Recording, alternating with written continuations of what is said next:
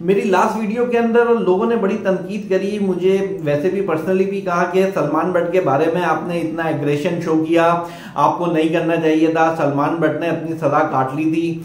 सही है भाई, सलमान भट्ट ने अपनी सजा काट ली थी, लेकिन अब क्यों हटाया फिर वहाब रियाज ने उनको?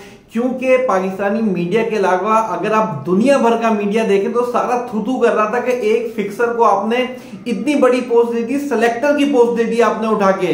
सही है, सलमान भट्ट ने जो सजा काटी है ठीक है, उसके बाद अगर आप क्रिकेट पे उसकी पाबंदी लगाते तो सही था, क्योंकि वो क्रिकेटर था और क्रिकेट ही खेल रहा था। वो आपने उसकी पाबंदी के बाद खेलने की इजाजत दी डोमेस्टिक में, और अब वो टीवी चैनल पे बैठ के तबसरे भी कर रहे होते हैं अपने। लेकिन अब आप पोस्ट दे रहे हैं, वो भी सिलेक्टर की पोस्ट दे रहे हैं। मतलब आप सोचें कि बाबर आजम, मोहम्मद रिजवान, सरफराज अहमद को एक फिक्सर सेलेक्ट करेगा और बताएगा कि बाबर आजम टीम का हिस्सा है, अब रिजवान रेस्ट करेंगे इस सीरीज के अंदर।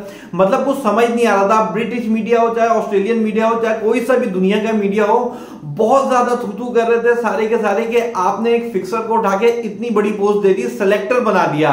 भाई आपने जो गलती करी थी, सलमान भट्ट ने बहुत बड़ी गलती थी। पूरे पाकिस्तान को लीड कर रहे थे, वो कप्तान थे 2010 में। अगर कोई नॉर्मल होता है, आसिफ होता, आमिर होता, वो चने एज अ प्लेयर खेल लेते। आप पूरे पाकिस्तान को एक सिंगल बंदा कैप्टन था, उसका वो लीड कर रहा था, और पूरे पाकिस्तानियों के अपने सर शर्म से झुका दिए थे। ये कोई इतनी छोटी बात नहीं होती है भाई, ये बहुत बड़ी बात होती है।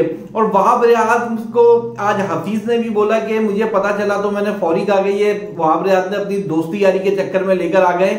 वहाब रियाज भी उसी टीम का हिस्सा थे। इनकी भी एक जैकेट वाली वीडियो वायरल हुई थी, जो कि कोई सबूत नहीं मिल सका था, तो इन पे इतनी इंक्वायरी हुई नहीं, वरना शक के उसमें जमरे में ये भी आए थे वहाब रियाज।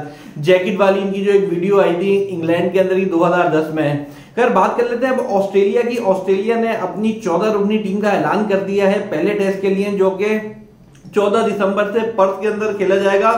बहुत कोई सॉलिड इन्होंने स्क्वाड जो है अपना अनाउंस किया है, जिसमें भाई अगर बॉलिंग लाइनअप देखें तो बहुत ही खतरनाक कोई बॉलिंग लाइनअप है। पैट्स कमिन खुद हैं, मिचेल स्टार्क हैं, हैजलवुड है, और स्कॉट बॉलैंड है। इतने खतरनाक इनके प्लेयर्स हैं। बैटिंग में ट्रेविस हेड हैं, डेविड वार्नर है, अपने करियर की आखिरी सीरीज खेल रहे हैं डेविड वार्नर सॉरी, तो वो भी अपनी जान मारेंगे हर तरीके से, क्योंकि उनकी आखिरी सीरीज है, इसको यादगार बनाने की कोशिश करेंगे। और साथ में उनके स्टीव स्मिथ है। मतलब यानी कि बहुत सॉलिड है। और ये पर्थ की पिच में आपको बता दूं इतनी आसान पिच नहीं होगी, क्योंकि ये ड्रॉप इन पिच है, फुल बाउंसी पिच है, और बहुत तेज पिच बनाई गई है ये पर्थ की।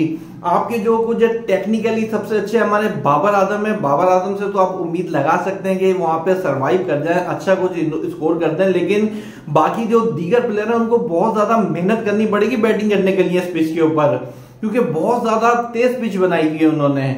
और अब बात कर लेते हैं नसीम शाह का भी फाइनली ड्रॉप सीन हो गया। वो किस पीएसएल की साइड से खेलेंगे, तो फाइनली इस्लामाबाद यूनाइटेड से नसीम शाह आपको पीएसएल 9 खेलते हुए नजर आएंगे।